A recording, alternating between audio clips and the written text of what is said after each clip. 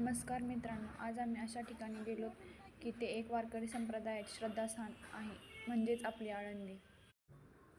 कपाळी गंध लावत त्या आजोबा म्हणत होते की कपाळी गंध नामा तुझा मला रे छंद. अशा गोड आवाजात ते अभंग गात आम्हाला त्यांनी गंध लावला व आम्ही मंदिरात प्रवेश केला.